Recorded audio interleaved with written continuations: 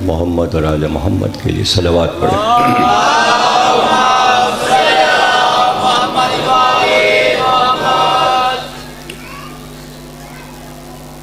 مجلس عزا جو کہ مجھے بتایا گیا کہ شہزادی کونین سے متعلق ہے، ان کے کچھ فضائل اور ان کے مصائب پیش کر کے ثواب دارین حاصل کیا جائے۔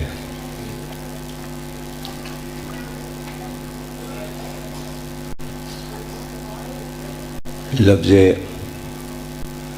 فضائل، فضیلت، فضل، یہ سارے لفظ اللہ نے آل محمد کے لیے اتارے۔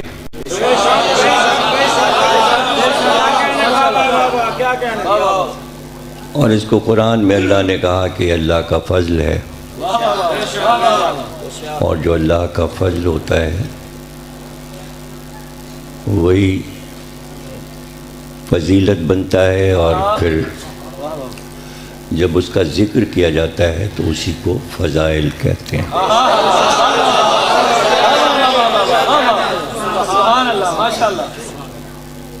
اور اگر آپ یہ چاہیں کہ لفظ فضائل میں اور انبیاء کو بھی شامل کیا جا سکتا ہے تو کوئی حرج نہیں ہے، لیکن ہم دو لفظ ایک ساتھ بولتے ہیں، فضائل اور مصائب۔ فضائل میں تو چلیے آدم سے عیسیٰ تک کسی کا بھی ذکر کر لیجئے، سب کے ذکر قرآن میں ہے، لیکن مصائب میں تو کوئی ہے ہی نہیں۔ مصائب تو صرف ہوتے ہی آل محمد کے۔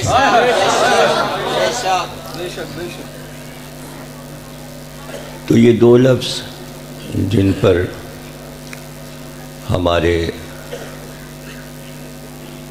محبتوں کے مراکز ہیں، اور آئے مودت جو کہ فضیلت میں سے ایک فضیلت ہے آل محمد کی۔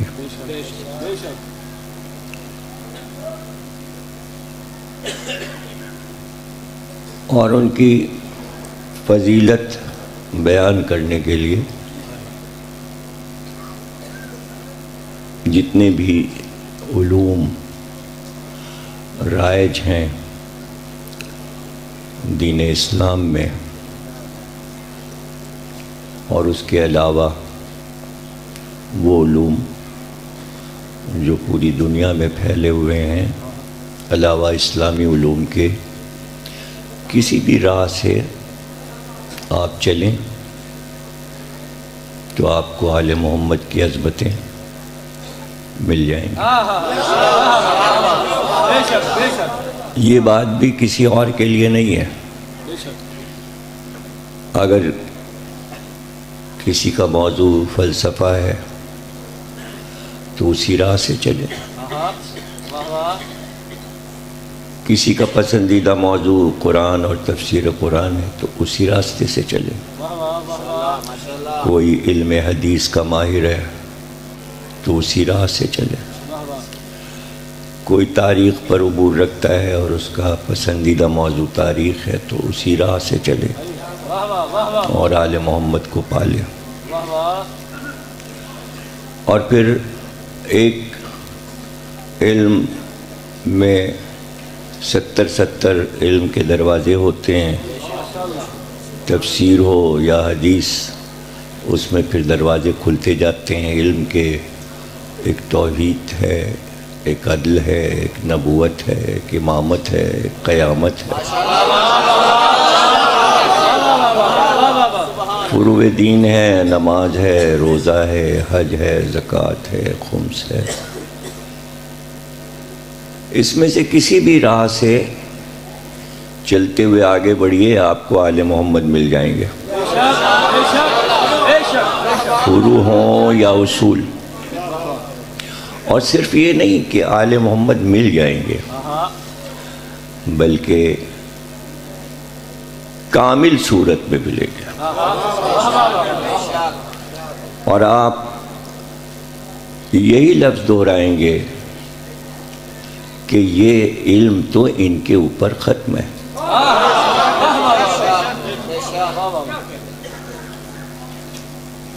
اب آپ دیکھیے کہ اللہ اپنے لیے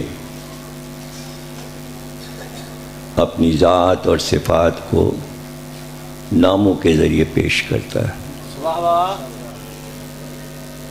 اور جتنے نام اللہ کے مل جاتے ہیں قرآن میں اور قرآن کے علاوہ حدیثوں میں، ان کا شمار کر لیا گیا ہے کہ کتنے نام ہیں. لیکن وہ جو شمار ہے ظاہر ہے کہ وہ اللہ کو محدود کرتا ہے، اس لیے گنتی پوری نہیں ہوتی. اس لیے کہ جہاں اللہ کے نام ختم ہوتے ہیں وہاں پھر حدیثوں میں یہ بھی آ جاتا ہے کہ ہر حرف اللہ کا نام ہے. جو دہن سے ادا ہو جائے، الف بھی اللہ کا نام ہے، اور بے بھی اللہ کا نام ہے، اور تے بھی اللہ کا نام ہے، اور سے بھی اللہ کا نام ہے. اور ان تمام ناموں کی فضیلت ہے. یہ تک تو اللہ نے اپنے پسندیدہ بندوں کے لیے بھی، جن کو اس نے فضیلت عطا کی، یہی فرمایا کہ جتنے نام میرے ہیں اتنے ہی نام میرے حبیب محمد کے بھی ہیں.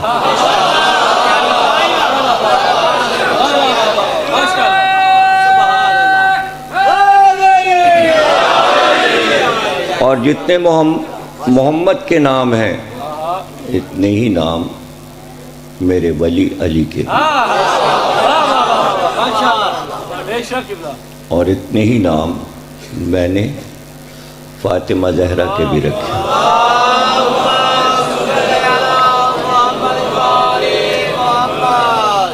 اور پھر امام عصر تک سب کے نام کہ جن کی تعداد اور گنتی ناممکن ہے، پوری کتابیں لکھ دی گئی ہیں صرف ناموں پر. اس لیے کہ انسانیت کی تاریخ ہی شروع ہوتی ہے اسما سے. نام بتاؤ، آدم سے کہا گیا نام بتاؤ. علم کا آغاز بھی اسی سے ہوتا ہے، نام. اور دین کا آغاز بھی ہوتا ہے نام. اور نام بتانے سے معصوم ملائکہ عاجز رہے، آدم نے بتا دیا. چونکہ آدم نے بتا دیا اس لیے اب جو بھی آدم کی اولاد ہے اسے آدمی کہتے ہیں، اور ہر آدمی کو یہ نام یاد ہونے چاہیے.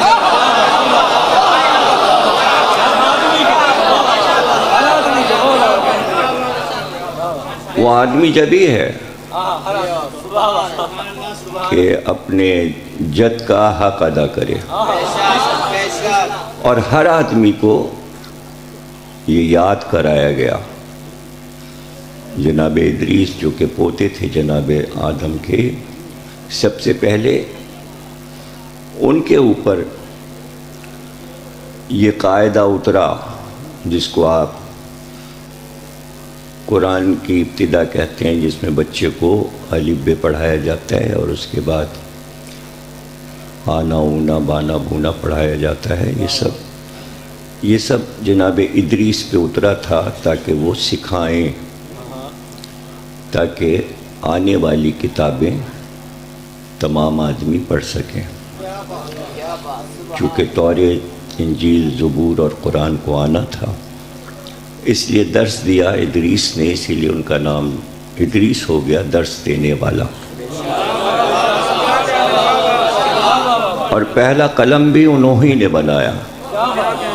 وہ لوح و قلم تو تھے ہی، لیکن ایک قلم ایسا چاہیے تھا کہ جو وراثت میں تمام آدمیوں کو ملے اور وہ لکھنا سیکھیں. پہلا درس بھی انہوں نے دیا، پہلا قلم بھی انہوں نے دیا، لکھنے کا طریقہ بھی حروف کا اور لفظوں کا انہوں نے سکھایا، بتایا. تو یہی نام لوح پہ قلم نے لکھے تھے اور اللہ کے حکم سے لکھے تھے. وہی نام روشن تھے، آدم نے پڑھا اور پڑھ کر بتا دیا. ظاہر ہے کہ آدم کو فوقیت علم کی وجہ سے ہوئی. تو یاد رکھیے گا کہ آدم پر بھی فوقیت آل محمد کی علم کی وجہ سے. اور اس میں کسی بھی دلیل کی ضرورت نہیں ہوتی ہے. یہ بچوں کو سامنے کی باتیں ہیں، اس میں دلیلیں نہیں دی جاتی ہیں. خود بخود عقل اور عقل مند کے لیے اشارہ کافی ہے کہ 1,24,000 انبیاء آئے. آدم سے عیسیٰ تک کسی نبی نے یہ کہا کہ میں شہر علم ہوں.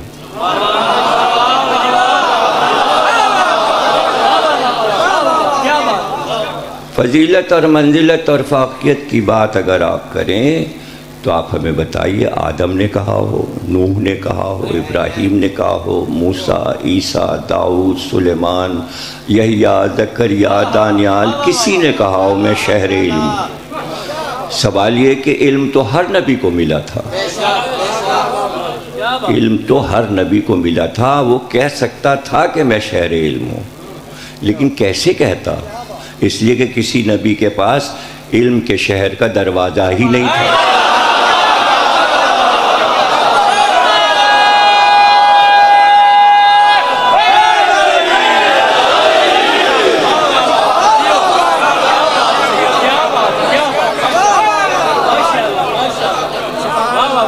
تو شہر علم.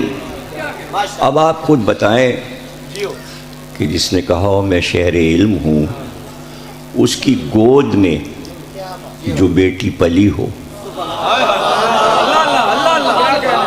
تو اس کو ام العلوم ہی کہہ سکتے ہیں نا. تو پھر اللہ اس کو کتنے ناموں سے یاد کرے گا. کبھی کہا قرآن میں آواز دی یہ کوثر ہے، کبھی کہا یہ شجرہ باقیہ ہے، کبھی قرآن میں کہا یہ شجرہ طیبہ ہے، کبھی کہا انہا لأحد الکبر نذیر البشر، کبھی کہا کہ یہ مرج البحرین یلتقیان ہے.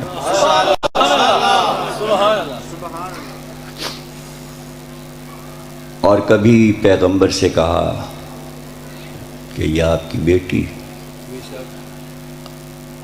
رحمت ہے. تو اس کے بعد سے پھر جب کسی کے گھر بیٹی ہوتی ہے تو کہتے ہیں مبارک ہو رحمت. بیٹا نعمت ہو گیا، بیٹی رحمت ہو گئی. پیغمبر آخر کے لیے بیٹی ہی چاہیے تھی، اس لیے کہ رحمت للعالمین کا خطاب جسے ملا ہو اس کے گھر رحمت آئی تھی. ہاں اس کی اولاد نعمت بن جائے گی، وہ رحمت ہے اور اولاد نعمت بن جائے گی. کبھی کہا اللہ نے یہ انسیہ حورہ ہے، یہ بطول عذرا ہے. انسیہ حورہ یعنی اس کو نہ انسانوں سے ملانا نہ حوروں سے ملانا. انسانوں میں افضل ہے تو حوروں میں بھی افضل ہے. انسیہ حورہ بطول عذرا. بطول یعنی یہ شجرہ پیغمبر بنا رہی ہے. عذرا یعنی بیٹی ہے اور نبی کی اتنی پسندیدہ شخصیت ہے کہ اس کی تعظیم کے لیے اس کی آمد پر رسول اٹھتے ہیں۔ یہ وزن ہے عصمت کا۔ کبھی کہا یہ راضیہ بھی ہے، یہ مرضیہ بھی ہے۔ گویا رب اس سے راضی ہو گیا، یہ اپنے رب سے راضی ہو گیا۔ یہ دو طرفہ رشتہ ہے، ایک طرفہ نہیں ہے کہ اللہ راضی ہو جائے، نہیں، یہ بھی اللہ سے ہے۔ یہ صادقہ بھی ہے، یہ صدیقہ بھی ہے۔ اس نے جب بھی بولا سچ ہی بولا، لیکن صدیقہ ہے، یعنی قرآن میں ابراہیم کو صدیق نبی کہا، جناب یوسف کو صدیق نبی کہا، لیکن دونوں کی تعریف جب پتہ چلی کہ صدیق نبی کیوں کہا تو تعریف یہی ہوئی کہ جو کہہ دیں وہ ہو جاتا ہے۔ تو کئی مقامات ہیں، حالانکہ مشہور آپ کو معلوم ہے کہ بچوں کے عید کے کپڑے آئے تو کا درزی لائے گا، تو جو کہا تھا وہ ہو گیا، کپڑے بھی آ گئے اور آنے والا درزی ہی، اور اس کو اس پہ فخر رہا کہ رضوان کو درزی کا خطاب مل گیا۔ وہ دانیہ بھی ہیں، وہ ثانیہ بھی ہیں، وہ حسان بھی ہیں، وہ عادلہ بھی ہیں، وہ مبارکہ بھی ہیں۔ مبارکہ توریت میں ہے، عادلہ انجیل میں ہے، حسان زبور میں ہے، جیسے قرآن میں وہ کوثر ہیں۔ لیکن ایک لفظ اور قرآن میں سیدہ کی فضیلت کو سمجھانے کے لیے آیا، اور وہ آپ سب کو معلوم ہے اور زبانی یاد ہے، اور وہ ہے کہ اللہ کہتا ہے کہ اپنے رب کو پہچانو، وہ کفو نہیں رکھتا، قل واللہ احد اللہ الصمد لم یلد ولم یولد ولم یکن لہ کفوا احد۔ وہ احد ہے، کفو نہیں رکھتا۔ کفو کو یوں سمجھ لیجئے کہ بہت سے لفظ ایسے ہیں عربی میں کہ جو آپ کے اردو میں بھی رائج ہیں اور ان کی تعداد سینکڑوں میں ہے، لیکن بولنے والوں کو یہ نہیں پتا کہ یہ قرآنی لفظ بول رہے ہیں۔ تو اسی طرح قرآن کا ہی لفظ قمیص ہے۔ جناب یوسف کی قمیص کا ذکر جہاں ہوا تو وہاں یہ لفظ آیا، اور ہم بولتے ہیں قمیص پہن لو، یہ لباس ہے ہمارا، لیکن بہت کم لوگوں کو معلوم ہے کہ یہی کف کا لفظ جو ہے ہم اسی قمیص میں بولتے ہیں اور کہتے ہیں یہ قمیص کا کف ہے۔ اس لیے بولتے ہیں کہ یہ دو ہیں، کف اس لیے بولتے ہیں کہ یہ اس کا کف ہے اور یہ اس کا کف، اور دونوں ایک طریقے ہیں، دونوں میں فرق نہیں ہے۔ اللہ کہہ رہا ہے میرا کف نہیں ہے،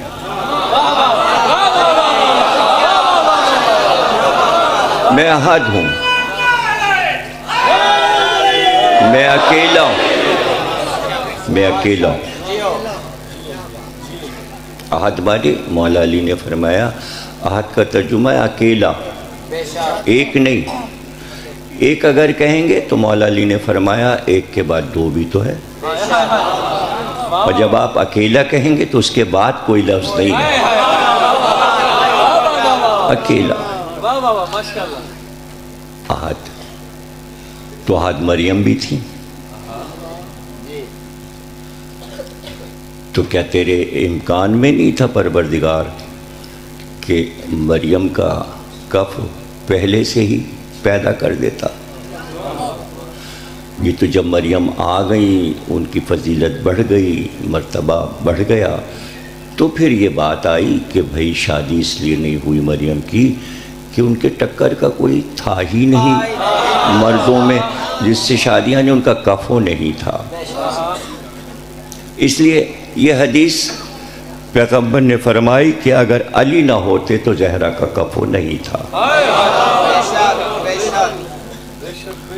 تو اگر علی نہ ہوتے تو زہرا احد تھیں.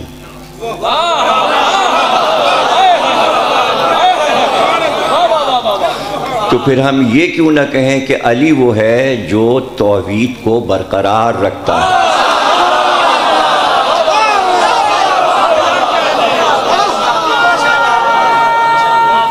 وجہ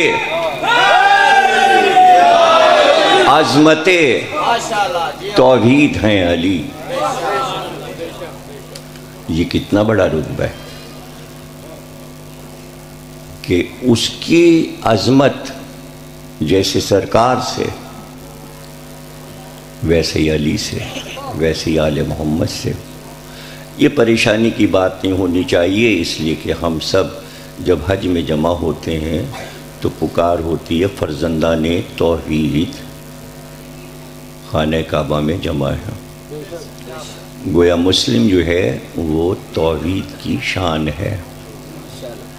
تو پہلے تو آل محمد کو شان ماننا پڑے گا نا، تب ہم اپنے کو پیش کریں گے. تو وہ ہے.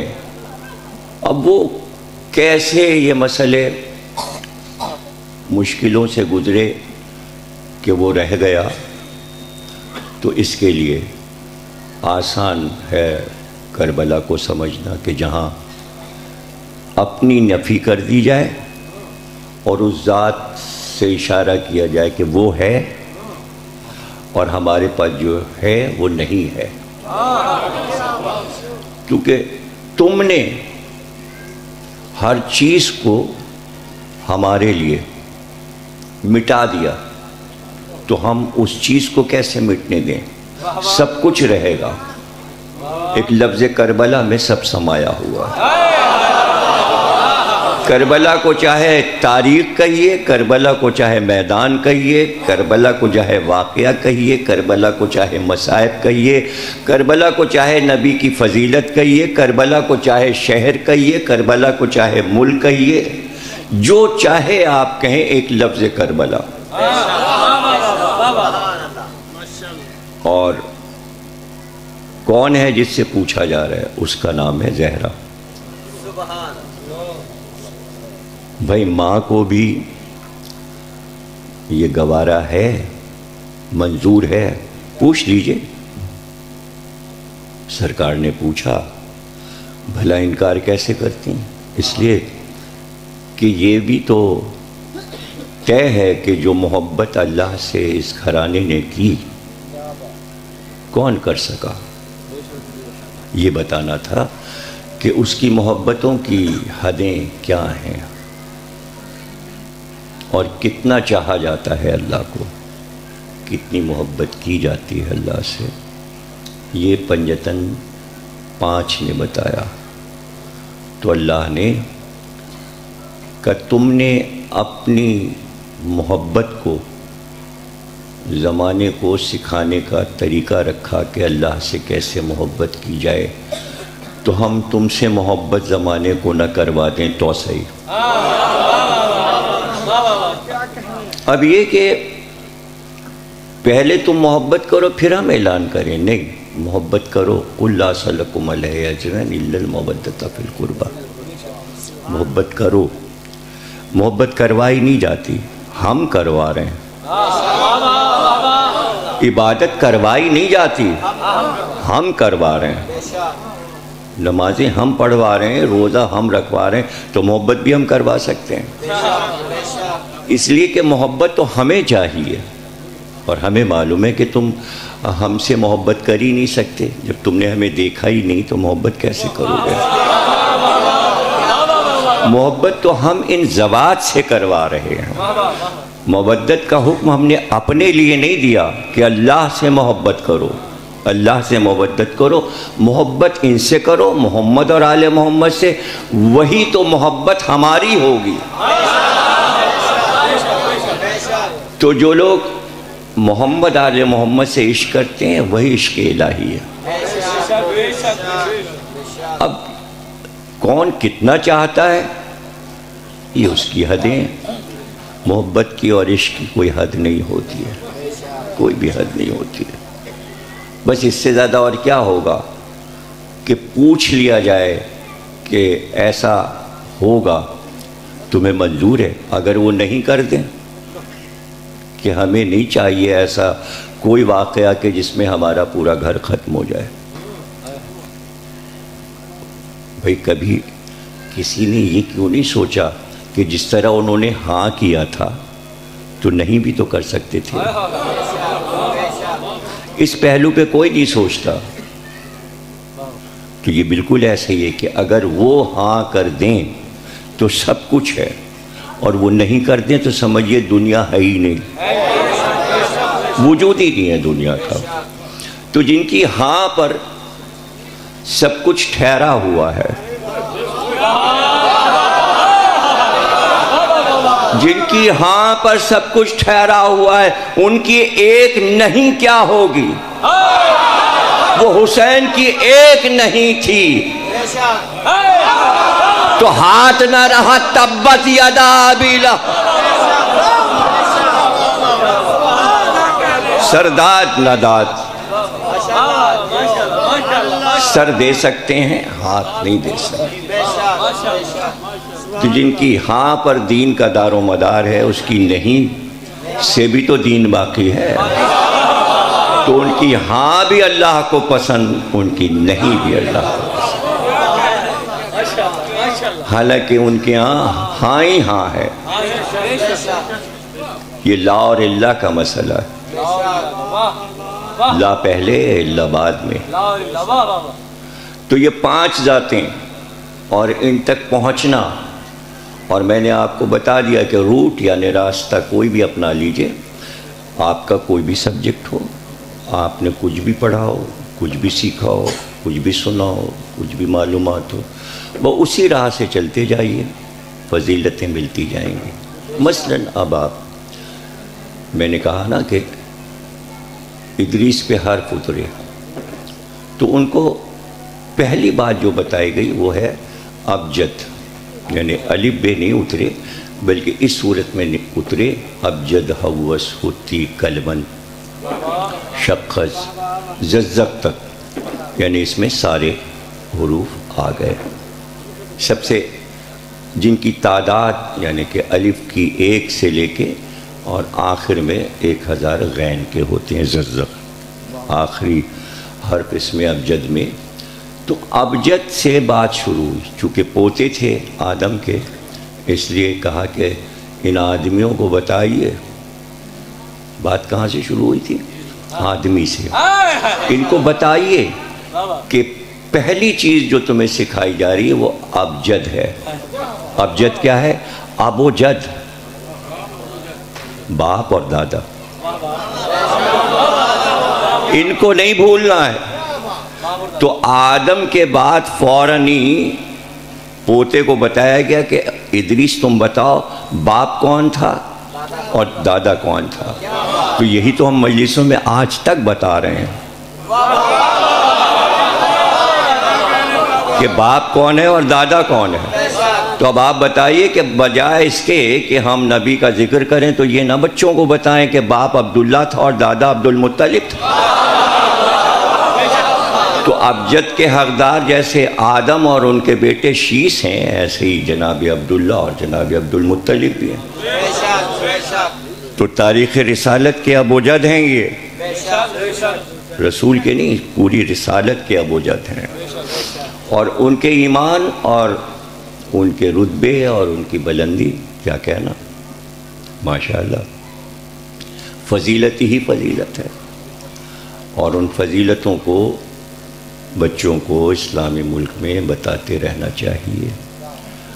اور اگر آپ ذرا سا بھی تھوڑا سا بھی گھٹائیں گے تو یہ بچے کو اچھی بات نہیں سکھا رہے۔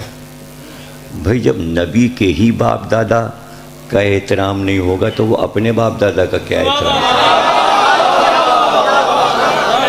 اس لیے بتانا ضروری ہے کہ جس نبی کے تم ماننے والے ہو، جس کا کلمہ پڑھتے ہو، اس کا بھی باپ بڑا عظیم تھا، اس کا دادا بھی بہت عظیم تھا۔ تو کتنا فخر کا مقام ہے کہ سیدہ یہ کہیں کہ میں بنت محمد ہوں، اور پھر وہ یہ کہیں کہ وہ عبداللہ کا بیٹا ہے، اور پھر یہ کہیں کہ وہ عبد المطلب کا بیٹا ہے، اور پھر وہ ہاشم کا بیٹا ہے۔ یہ فخر کا مقام ہے سادات کے لیے بھی اور امت کے لیے بھی۔ تو جب ہم یہ بتاتے ہیں کہ حروف کا بھی ایک علم ہے، علم لسانیات میں بھی آتا ہے، علم ابجد میں بھی آتا ہے، علم جفر میں بھی آتا ہے، علم جمل میں بھی آتا ہے۔ یہ سب علوم کی شاخیں ہیں، ایک حرف اور اس کی شاخیں۔ تو اب آپ سوچئے کہ کتنے علوم ہوں گے جن کی شاخیں ہوں گی، اور شاخوں میں شاخیں کھلتی جائیں گی، درخت بنتا جائے گا، شجر بنتا جائے گا علم کا۔ اور جب ہم متعارف ہوتے جائیں گے ایک ایک علم سے، تو اس کی جو انتہا ہوگی ہم وہاں پہنچیں گے جا کے کہ جہاں آل محمد ہمیں نظر آ جائیں گے۔ انگریزی میں عرصہ دراز پہلے کتاب لکھی گئی تھی دا گریٹ ڈیزائن۔ اس میں یہ اہتمام کیا گیا تھا کہ ہر علم کے ایک ایک پروفیسر سے ایک ایک مضمون لکھایا جائے گا۔ وہ کتاب میرے پاس ہے اور اس کا اردو ترجمہ بھی میرے پاس ہے، دا گریٹ ڈیزائن۔ دنیا کے تمام یونیورسٹیز کے بڑے بڑے پروفیسر ہر سبجیکٹ کے لیے گئے، فزکس کا، کیمسٹری کا، باٹنی کا، زیالوجی کا، جیالوجی کا، فلسفے کا، منطق کا، سب کے لیے، اور سب نے ایک ایک مضمون لکھا۔ مضمون لکھنے کے بعد اس نے کہا ہم اپنے موضوع پہ مضمون لکھ رہے ہیں،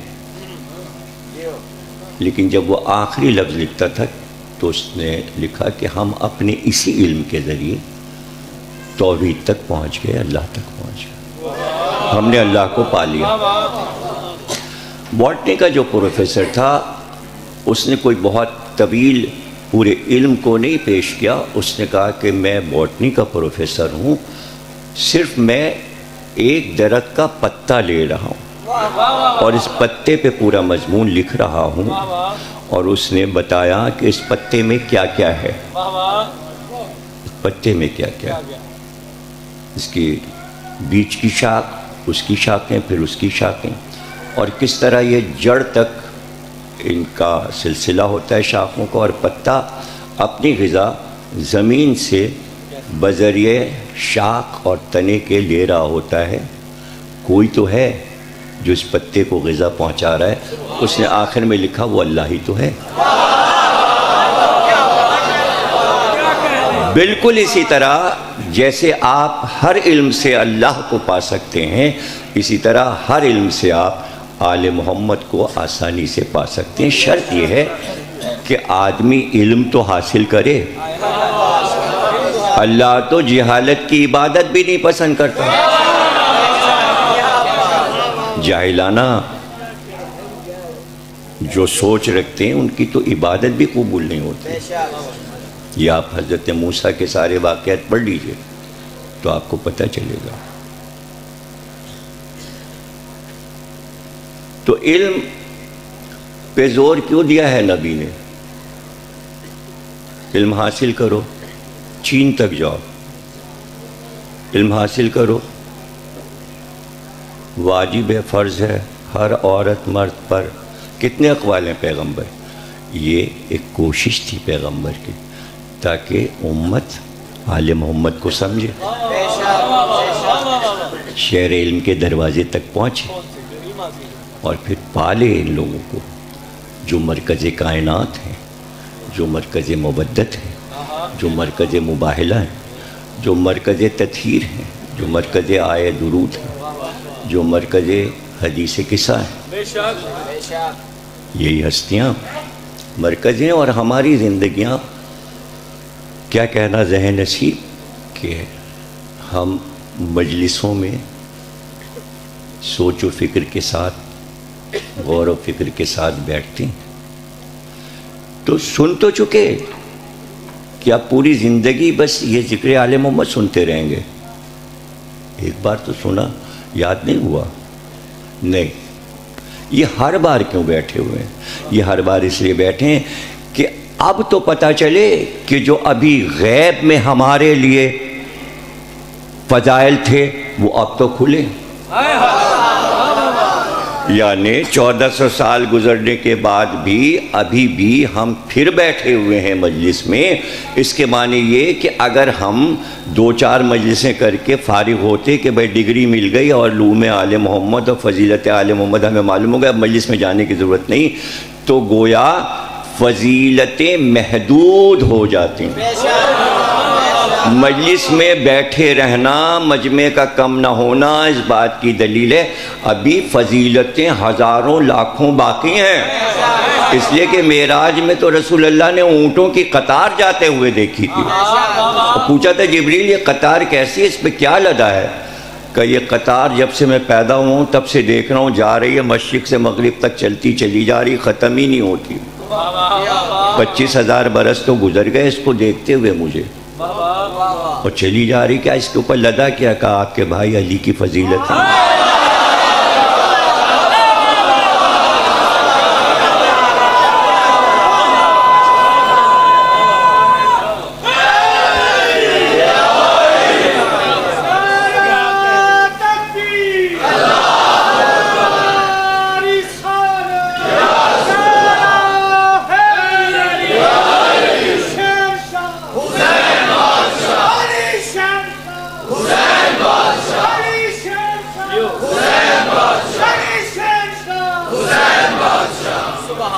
تو میں کہہ رہا تھا کہ ایک علم حرف، سب سے چھوٹی چیز کیا ہے؟ حرف، الف۔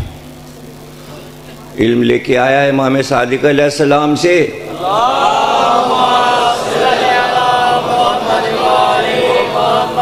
دوست نے پوچھا کہ کیا لائے؟ کہ گیا تھا کہ کچھ دے دیجئے اپنے خزانے سے۔ انہوں نے کہا جاؤ دے دیا تمہیں، الف۔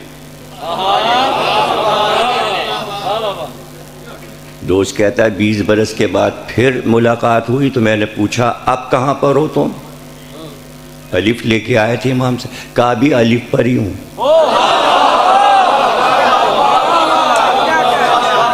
تو الف تو ختم ہو جائے۔ ارے بھائی آل محمد کا الف ابھی کہاں ختم ہوا 1400 برس میں؟ ابھی فضیلتوں کا الف ختم نہیں ہوا۔ تو حروف کے ذریعے سب سے چھوٹی چیز حرف ہے، گنتی ہے، تعداد ہے، 1 سے لے کے 100 تک، الف سے لے کر یہ تک۔ چلیے اسی راستے سے چلتے ہیں۔ یہ جو لکھی نا فضیلتیں تو اتنی جو لکھی ہیں کتابوں میں، بہت ڈھونڈے گا آدمی تو ہر ایک وہاں تک پہنچ جائے گا، قرآن سے لے کے حدیث اور حدیث سے لے کے تاریخ تک، اور سبھی وہی پڑھیں گے۔ نئی بات کیا ہے؟ نئی بات کیا؟ نئی بات یہ ہے کہ انہی فضیلتوں میں کتنے رخ چھپے رہ گئے تھے، آنے والے کسی اور شاعر اور ادیب اور خطیب نے کہا دیکھیے یہ رخ بھی تو ہے۔ پتہ چلا ہر آن فضیلت ظاہر ہو رہی ہے آل محمد۔ اب حدیث قصہ ہے، دیکھیے سب کو معلوم ہے کون ہے جو شب جمعہ حدیث قصہ کی تلاوت نہیں کرتا۔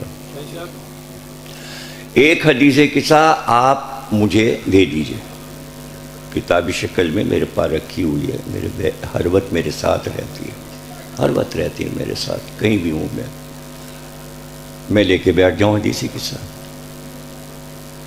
آج میں آپ کو سنا دوں ترجمے کے ساتھ، کل پھر آئیے اسی وقت، میں پھر پڑھوں گا، تو جو آج بیان کروں گا وہ کل نہیں بیان کروں گا۔ اور اسی طرح آپ پورے سال آتے رہیے، 365 دن روز حدیث قصہ میں آپ کو سناؤں گا، اور آپ کہیں گے یہ پہلے دن تو یہ رخ نہیں نکلے تھے، اور دوسرے دن نہیں نکلے تھے، اور تیسرے دن، یہاں تک کہ پورا سال گزر جائے گا۔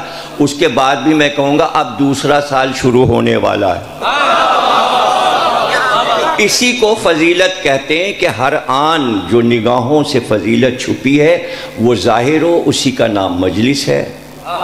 اسی لیے امام باڑے بنائے گئے، گویا یہ ایک طریقے کالج اور اسکول بنائے ہیں امام صادق نے، اور اس میں درسیات ہوتی ہیں اور اس کے پروفیسر مقرر ہیں، وہ ڈگریاں لے کے آتے ہیں اور وہ اپنے طلباء کو بتاتے ہیں، طلباء کی ڈگریاں پوری ہو جاتی ہیں، پھر بھی وہ فرض سے جاتے ہی نہیں، اس لیے کہ لطف ہے اس میں،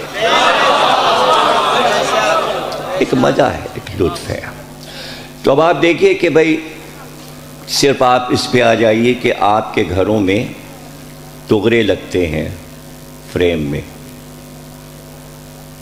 ہم سے کیا کریں گے؟ اپنے عظیم صاحب جو ہمارے عظیم صاحب ہیں، بڑے عظیم، جو لے کے آئے ہیں مجھے کراچی سے، تو کہہ رہے تھے زیادہ فلسفہ وغیرہ نہ پڑھیے گا، وہ کوئی نہیں پسند کرتا۔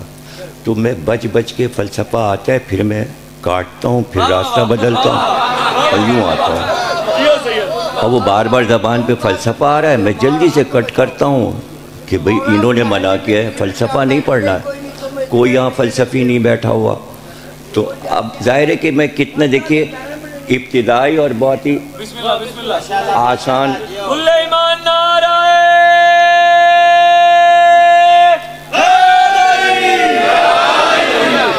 آسان سی بات کہ مطلب ایک بچہ بھی سمجھے، لیکن آپ دیکھیں گے کہ کیا غیب میں کیا ہے ہمارے لیے، ایک حرف ہی تو ہے، حرف کے پیچھے ایک گنتی ہے، یعنی جیسے ابجد ہے تو ابجد کی گنتی کیا ہوگی؟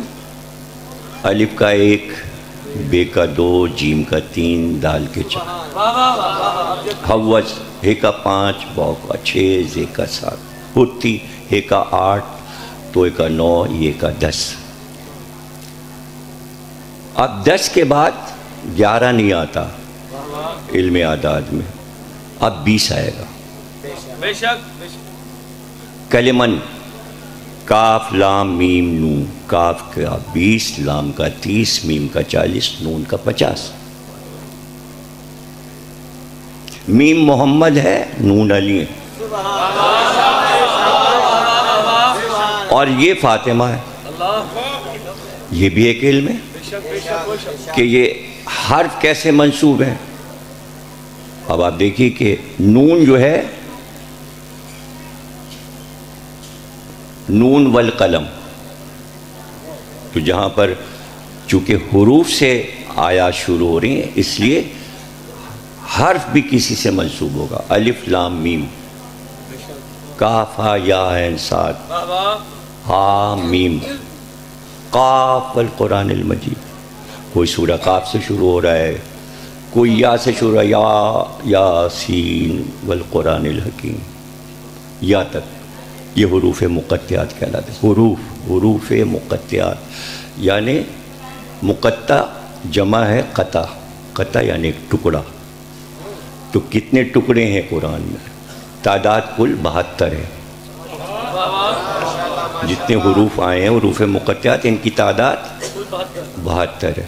72 میں الف کئی بار آیا، یہ کئی بار آیا، تو سب ایک ایک لے لیے جائیں گے۔ جب ایک ایک لے لیے جاتے ہیں تو پتہ چلا 14 سے 72 بنے،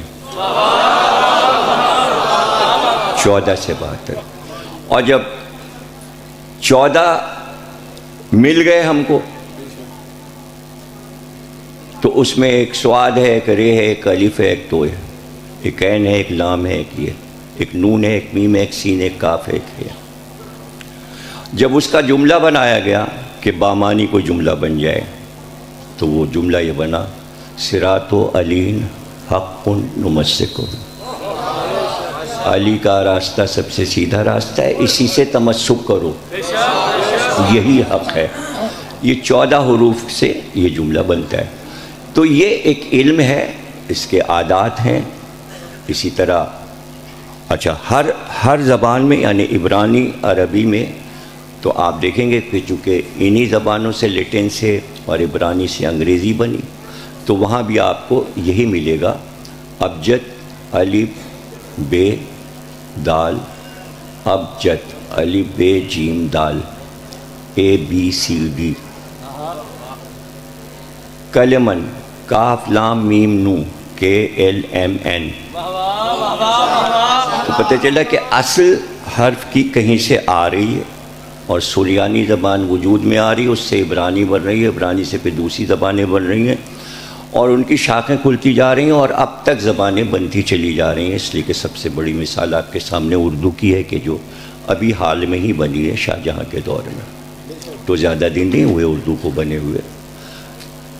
اپنی ایسی حالت میں، کچی حالت میں تو وہ امیر خسرو کے دور میں، خلجی دور میں بھی موجود تھی 1000 سال پہلے، لیکن مکمل صورت میں وہ ظاہر ہے کہ میر انیس اور غالب کے دور سے نکھرنے لگی اور اردو بڑھنے لگی. اور آپ دیکھیے کہ ابھی نئی زبان عربی فارسی کے مقابلے میں اور ایک ملک کی قومی زبان بن گئی. یہ اس کی فتح ہے بھائی. دیکھیے ساری زبانیں علاقائی موجود اور ان کی موجودگی میں اس نے کہا میں ہوں پاکستان کی قومی زبان، اور سب کو یہ بولنا ہے اور سب کو یہ پڑھنا ہے، چاہے مادری زبان کوئی بھی ہو. تو میں آسان ترین زبان میں بات کو سمجھا رہا ہوں، اس لیے کہ سب کی زبان ہے یہ، سب کی زبان ہے یہ، اور مجھے بھی کچھ آتی ہے یہ زبان، تبھی تو میں سمجھا رہا ہوں. تو ہر حرف کے پیچھے ایک گنتی ہے اور حرف کی بھی گنتی ہے، یعنی حرف گنے جاتے ہیں. اب آپ نے لکھا اپنے گھر کی دیوار پہ یا امام باڑے کی پیشانی پر، شہ نشین میں یا کہیں محراب پر، یا تغرا آپ نے لیا تو آپ کو لکھا ہوا ملے گا پنجتن کے نام محمد علی فاطمہ حسن حسین. یہ آپ کو اچھے لگتے ہیں نا نام، آپ دیکھتے ہیں عبادت ہے لکھنا اور آپ نے انہیں دیکھا. لیکن ہم دیکھتے ہیں اور دیکھ کر عبادت کر لیتے ہیں اور ناموں کو دوہرا بھی لیتے ہیں اور کبھی مشکل میں پکار بھی لیتے ہیں. لیکن کبھی آپ نے ایسے بیٹھ کے دیکھنا شروع کیا کہ اس کے اندر کیا چھپا ہے؟ اسی کو فضیلت کہتے ہیں. غور و فکر کرنا اور غور و فکر کر کے معرفت حاصل کرنا. میں تو حرف کی بات بتا رہا ہوں کہ صرف بیٹھ کے دیکھیے کیا لکھا ہے، محمد علی فاطمہ حسن حسین.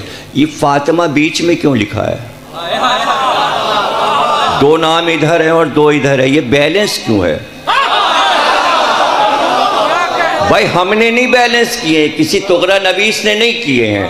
ارے یہ تو اللہ نے کیا کہ سب سے آخر میں چادر میں فاطمہ آئیں، لیکن تعارف جو شروع ہو رہا ہے فاطمہ ہیں اس میں، وہ تو سب سے آخر میں آئیں. فاطمہ ان کا باپ ہے محمد، ان کا شوہر ہے علی، ان کے بیٹے ہیں حسن اور حسین.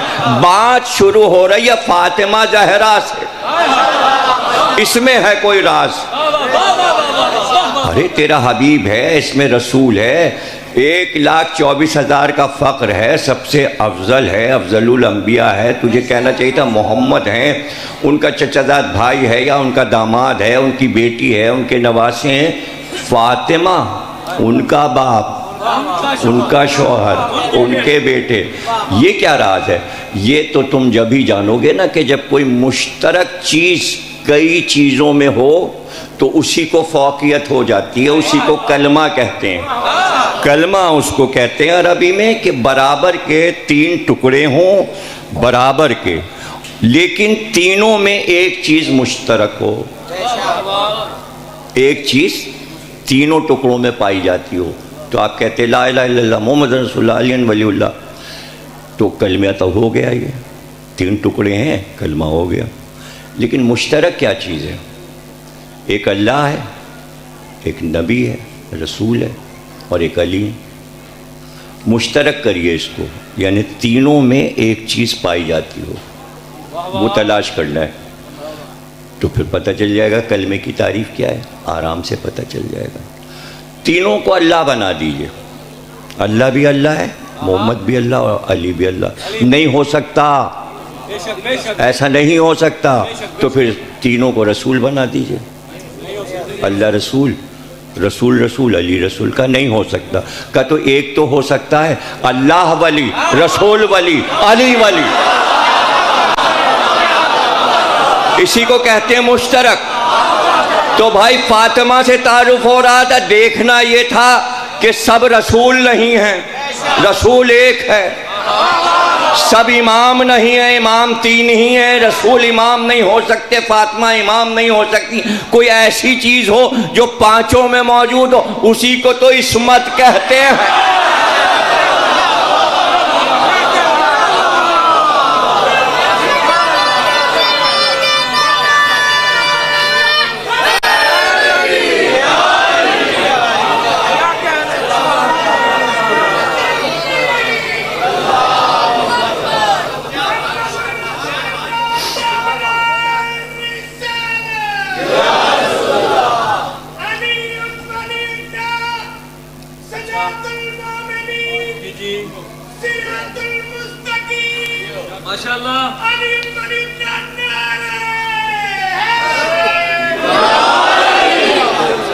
دیکھیے بہت ہی آسان ترین فضیلتوں سے بات ہو رہی ہے، میں نے کوئی مشکل راستہ نہیں اپنایا۔ اب ہم نے بیٹھ کر ناموں کو دیکھنا شروع کیا، اچھا عصمت سے تعارف ہوا ہے، سب معصوم ہیں،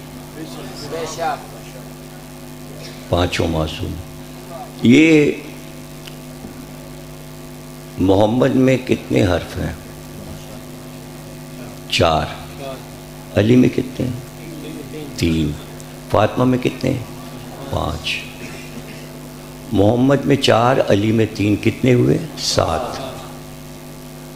7 اور 5، اچھا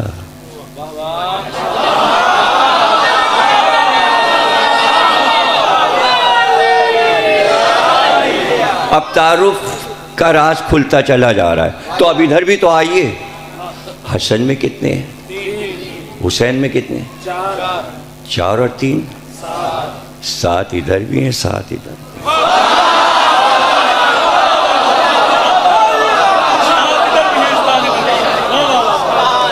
اب ادھر کے ساتھ 5 میں جوڑیے، فاطمہ میں 12، ادھر سے بھی 12، ادھر سے بھی 12، ادھر بھی 7، ادھر بھی 7، 7 اور 7 14۔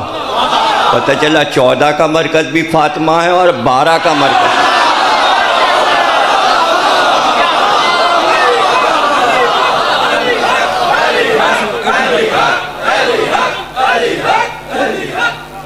دلیل حق تیرا سجدہ تیری جبی تو نہیں، دلیل حق تیرا سجدہ تیری جبی تو نہیں، تیرا وجود گما ہے تیرا یقین تو نہیں۔ میں فاطمہ ہوں، صداقت کا وہ دلیل ہوں، میں کہہ دوں خدا ہے تو ہے، نہیں تو نہیں۔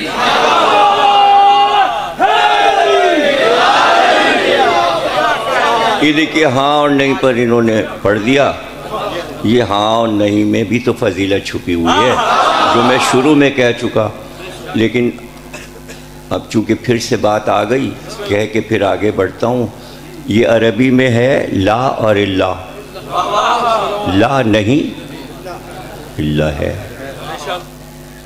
ایک ہے انکار اور ایک ہے اقرار۔ ہمارا کلمہ کل اتنا ہے، لا اور اللہ، لا الہ الا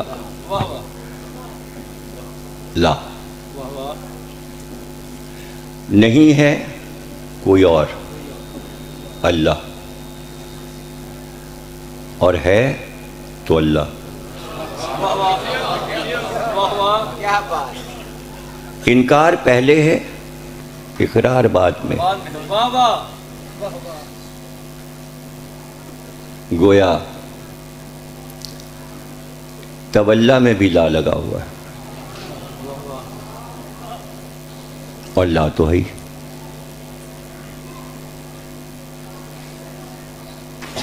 تو یہ جو لا ہے آپ کو نظر آ رہا ہے، یہ محبت کی سب سے بڑی دلیل ہے۔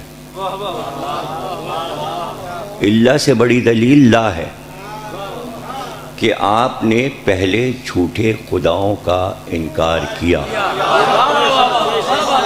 یہاں سے آپ کے کردار کی بلندی ظاہر ہوئی،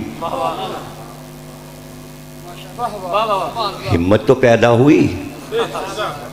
جھوٹوں کو جھوٹا کہنا یہ بہت بڑا اقدام ہے، آسان نہیں ہے یہ، اور سرکار نے عربوں سے جو کہ عرصہ دراز سے بتوں کو پوج رہے تھے ان سے نہیں کہلوا لیا، لا نہیں، ہاں نہیں ہے، انکار کر دیا، اب ہے، اللہ ہے۔ یہی بات جو اللہ اپنے لیے کہتا ہے وہی بات علی کے لیے بھی کہتا ہے، یہی لا اور اللہ سے اپنے کو بھی سمجھاتا ہے اور اسی لا اللہ سے علی کو بھی سمجھاتا ہے۔ لا الہ الا اللہ، لا فتح الا علی، لا سیف الا، صرف ذات نہیں بلکہ تلوار بھی، اور یہ قصیدہ ہے، قصیدہ ہے قصد سے، قصد اسی وقت ہوتا ہے جب کارنامہ ہوتا ہے، کوئی کارنامہ سمجھ میں آ جائے۔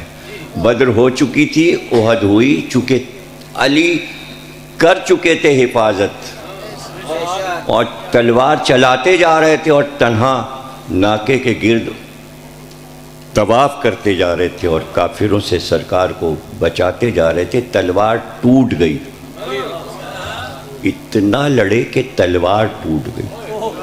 اس میں کوئی حیرت کی بات نہیں کہ تلوار کیسے ٹوٹ گئی، ٹوٹ جاتی، جج تو اپنا قلم ہی توڑ دیتا ہے فیصلہ لکھ کے، تلوار ٹوٹ گئی،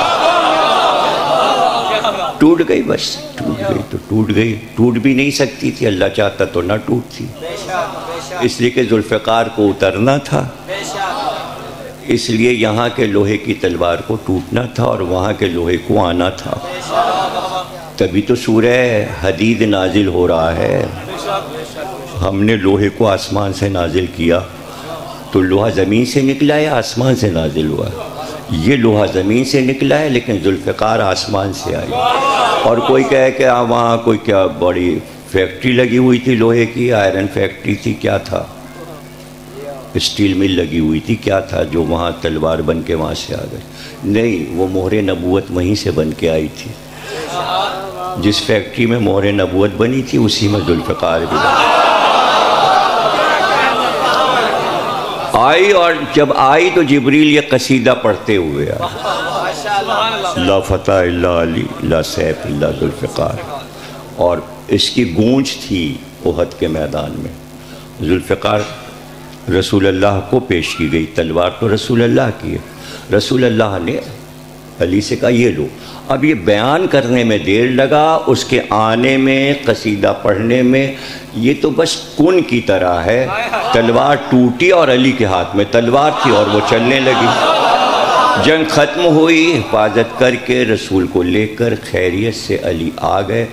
علی بدر اور اب احد، اور جب احد میں تلوار لے کر آئے تو تلوار آتے ہی دروازے پہ جناب سیدہ کھڑی تھی حجرے کی، ان کو دے دیا، جناب سیدہ نے تلوار ہاتھ میں لیا تو علی نے کہا یہ تلوار تو آپ نہیں پہچانتی، یہ تو آج ہی آئی۔ تو آپ نے مسکرا کر کہا ابو الحسن، میں جب آپ کو بھی نہیں پہچانتی تھی تب سے میں ذوالفقار کو پہچانتی ہوں۔ علی چپ ہو گئے، رسول اللہ کے پاس گئے، کہا یا رسول اللہ تلوار تو آج نازل ہوئی، ارحج المطالب کتاب ہے، اہل سنت کی لکھی ہوئی، اس میں یہ روایت ابن عباس سے موجود ہے، آپ اس میں دیکھ سکتے ہیں، لاہور سے چھپی ہے کتاب، اس میں موجود ہے۔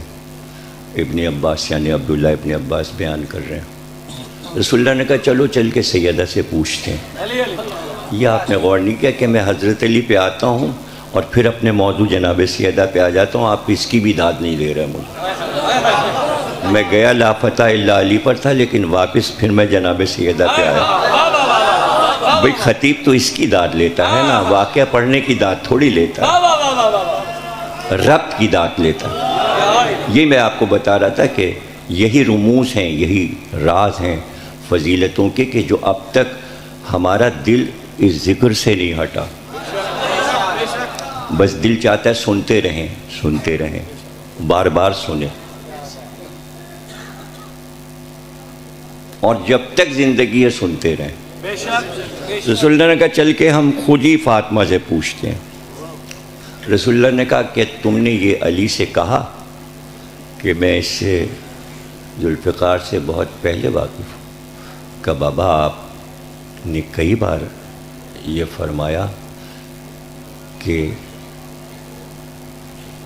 فاطمہ تمہارے بالوں سے اس سیب کی خوشبو آتی ہے جو مجھے معراج میں جبریل نے دیا تھا۔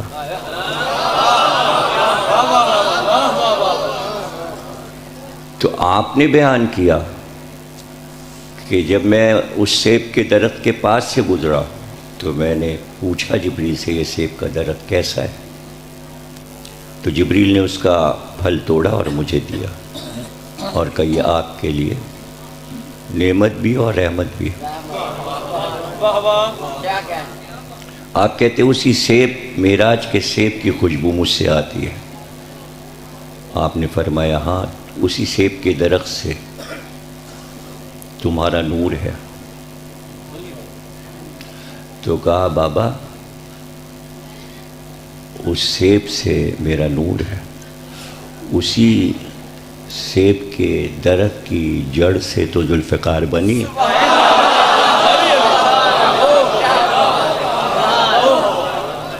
اس لیے تا حیات ذوالفقار سہیلی قرار دی گئی ہے جناب سیدہ کی، اس لیے کہ جنگ کے حالات ذوالفقار راتوں کو بی بی کو سناتی تھی۔ اب یہ سب باتیں بالکل سوچنے کی نہیں ہیں، یہی فضیلتیں ہیں کہ تلوار بولتی کیسے ہے۔ یہاں کی ہوتی تو شاید نہ بول پاتی، وہاں سے آئی تھی تو بولتی ہوئی آئی تھی، اور فقار کہتے ہی اس کو ہیں کہ جو فقرہ ادا کرے زبان سے۔ فقرے کی جمع ہے فقار، اور یہ ایک نہیں دو زبانیں رکھتی ہے، جبھی تو ہے یہ بولتی تھی، باتیں کرتی تھی، بی بی کو ہر جنگ پوری پوری سناتی تھی، اور پھر بی بی نے بچوں کو وہ جنگ سنائی۔ بچوں کو سنائی تو حضرت زینب کو بھی وہ جنگیں یاد تھیں، حضرت زینب نے علی اکبر کو بھی سنائیں، قاسم کو بھی سنائیں، اور اون محمد کو بھی سنائیں۔ گویا فضیلتوں کا ایک سلسلہ ہے عصمت کے سلسلے میں، کہ جو علی کی فضیلتوں کو ایک دوسرے سے بیان کیا جا رہا ہے معصوم زبانوں سے، اور ہم تک اس طرح یہ سلسلہ پہنچا ہے۔ تو ذوالفقار کا وجود سیب کی درخت سے۔ اب یہ روایت کتابوں میں موجود، میر انیس جو کہ ہمارے سب سے بڑے مرثیہ گو شاعر ہیں، انہوں نے امام حسین کے ہاتھ سے چلتی ہوئی ذوالفقار کو کربلا میں دیکھا۔ اب غور کیجئے گا کہ 6 مصروں میں میر انیس نے تمام باتوں کو رکھ دیا، زباندانی بھی رکھ دی، ایک پورا پلاٹ بھی رکھ دیا، پلاٹ کا اختتام بھی رکھ دیا، اور اسلوب بھی رکھ دیا، لفظوں کی ترتیب بھی رکھ دی، معنی و بیان بھی رکھ دیا، تاریخ بھی رکھ دی، معجزہ بھی رکھ دیا، روایت بھی رکھ دی۔ یہ بتائیے اتنے علم 6 مصروں میں آ سکتے ہیں؟ پھر ایک اور شاعری میں سب سے عمدہ چیز مشہور رہی ہے غزل۔ مرثیے میں غزل کیسے آئے گی؟ لیکن وہ بھی رکھ دی، مثنوی کی شان بھی رکھ دی، قصیدے کی شان بھی رکھ دی، مصرے 6 ہی ہیں۔ تلوار اب ذوالفقار حسین کے ہاتھ میں، چلا رہے ہیں حسین اور انیس دیکھ رہے ہیں۔ اب وہ اتنا قتل عام کر رہی ہے کہ تلوار میں نہائی ہوئی ہے۔ تلوار جو ہے وہ سرخ ہو رہی ہے اور خون میں نہائی ہوئی ہے۔ اب علم ہوتی ہے، اٹھتی ہے تو دور سے نظر آتی ہے۔ اب یہ سب آپ کو معلوم ہونا چاہیے پہلے سے کہ تلوار میں خم ہوتا ہے۔ چاند پہلی تاریخ کا جیسے ہوتا ہے ہلال، اس طرح خم ہوتا ہے۔ تو جب خم ہوگا تو آگے کی طرف سے تلوار جھکی ہوئی ہوگی، یعنی جو اس کا سر ہے وہ جھکا ہوا ہے۔ جب تلوار اٹھے گی تو یوں ایسے جائے گی۔ تو اب آپ اس صفت کو بھی دیکھ لیجئے کہ تلوار کا سر جھکا ہوا ہے۔ اب سنیے گا کہ وہ بلند ہوئی تو انیس کہتے ہیں زیبا تھا دم جنگ پریوش اسے کہنا، زیبا تھا دم جنگ پریوش اسے کہنا، معشوق بنی سرخ لباس اس نے جو پہنا، معشوق بنی سرخ لباس اس نے جو پہنا،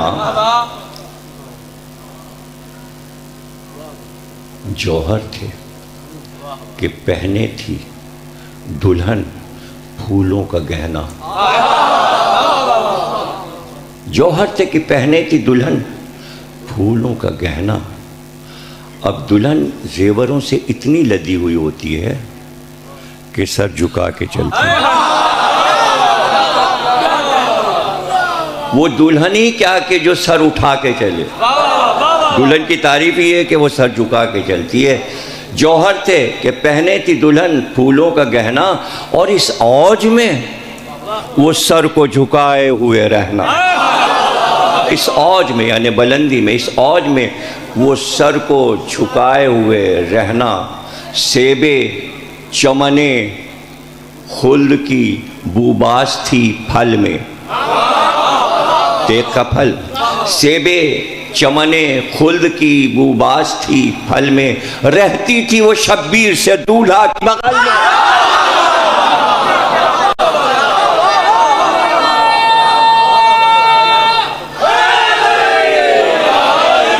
رہتی تھی وہ شبیر سے دولہا کی بغل میں۔ یہی وجہ تھی کہ بی بی نے جب عصر کے وقت آواز دی تو پہلے پکارا ذوالفقار کو، اے ذوالفقار تجھ سے میں لوں گی حسین کو۔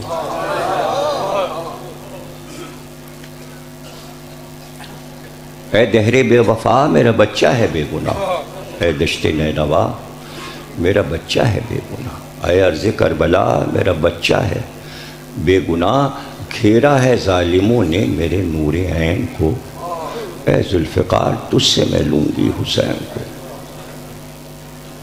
یہ بین ہے مسلسل بی بی کے عصر کے وقت، لیکن یہ ایک وعدہ تھا۔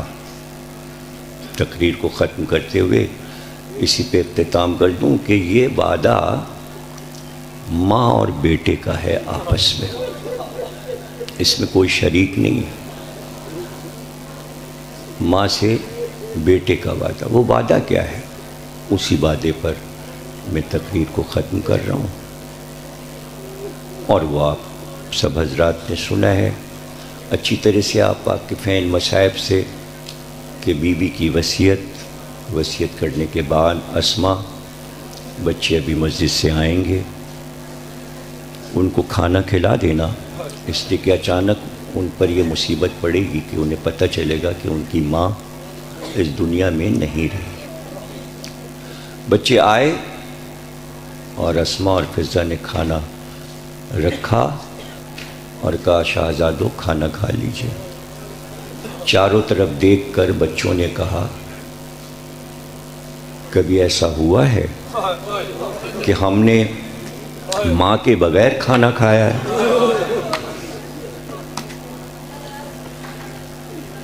اسماء ہم نے ماں کے بغیر کھانا نہیں کھایا، فضا ہم نے ماں کے بغیر کھانا نہیں کھایا۔ اور دونوں بھائی حجرہ زہرا کی طرف بڑھے۔ بی بی کہہ چکی تھیں کہ اسماء جب تک ہماری آواز آتی رہے حجرے کو وا نہ کرنا، دروازے کو نہ کھولنا۔ جب میری آواز آنا بند ہو جائے، اب ظاہر ہے کہ دونوں بچے بڑھتے ہیں اور حجرے میں آتے ہیں تو ماں سجدے میں تھی، سجدے میں تھی۔ عصر کا وقت، عصر کا ہنگام ہے، ماں نے عصر کا سجدہ کیا ہے۔ سجدے میں ہی زہرا نے سفر کیا ہے۔ عصر اور سجدہ، عصر اور سجدہ، یہ ماں کا سجدہ ہے اور عصر کا وقت ہے۔ دونوں شانوں پہ بیٹوں نے ہاتھ رکھا تو ماں اب سجدے میں نہیں تھی، بلکہ ماں اب آسمان کی طرف دیکھ رہی تھی اور مصلی پر لاشا تھا۔ بچوں نے دیکھا، کئی بار ماں کو پکارا، جب آواز نہ آئی تو بچے کچھ سمجھ گئے کہ ماں بولتی نہیں، تو حسن پیروں سے لپٹ گئے اور اپنی آنکھوں کو ماں کے قدموں سے ملنے لگے۔ لیکن حسین ہاتھوں کی طرف بڑھے، چہرے کے سامنے آئے اور چہرے کو دیکھ کر کہا اماں کب سے حسین پکار رہا اور تم جواب ہی نہیں دیتے؟ کبھی ایسا ہوا ہی نہیں کہ میں نے پکارا ہو اور تم دوڑ کر نہ آ گئی۔ کبھی کبھی میں صحن میں نکل آتا تھا تو تم کہتی تھی کہ دھوپ بہت تیز ہے اور دوڑ کر چادر میں مجھے چھپا لیتی تھی۔ آج میں پکار رہا ہوں اور تم بول نہیں رہی ہو۔ اچھا اماں نہ بولو، اب حسین چیخ چیخ کر روئے گا، اب تم جواب نہیں دو گی تو حسین روئے گا۔ بس اتنا کہا تھا کہ زہرا کے دونوں ہاتھ بلند ہوئے تھر تھراتے ہوئے اور حسین کو لپٹا کر کہا میرے لال رونا نہیں، رونا نہیں، زہرا کے جنازے پہ رونا نہیں، تم سے تو کچھ بات کرنا ہے۔ دیکھو حسین تم نے پکارا، ماں بولی، تم نے پکارا، ماں نے جواب دیا، اب تم وعدہ کرو یہی عصر کا وقت ہوگا، ماں آئے گی، ماں تم کو پکارے گی۔ حسین تمہارے کہنے پر ماں بولی ہے، اب تم کو بولنا پڑے گا جب ماں پکارے گی۔ سر کٹ چکا تھا اور حسین کا سر کٹا ہوا شمر کے ہاتھ میں تھا اور زہرا پکار رہی تھی میرے لال، ماں آئی ہے، زہرا آئی ہے، بولو میرے لال۔ تو کٹے ہوئے سر سے آواز آئی اماں حسین آپ کو پکار رہا۔ بارلا اس عبادت کو قبول فرما، ہمیں کوئی غم نہ دینا سوا غم حسین کے بحق کے محمد اور آل محمد۔ تمام مومنین کی دلی مرادیں پوری ہوں، ہمیں جو بیمار ہیں ان کو شفا عطا فرما۔ پروردگار تمام مومنین کو حج و زیارات سے مشرف فرما، جنت البقیع کو تعمیر فرما۔ پروردگار امام زمانہ کا ظہور فرا اور ظہور میں تاجیل فرما بحق محمد اور آل محمد۔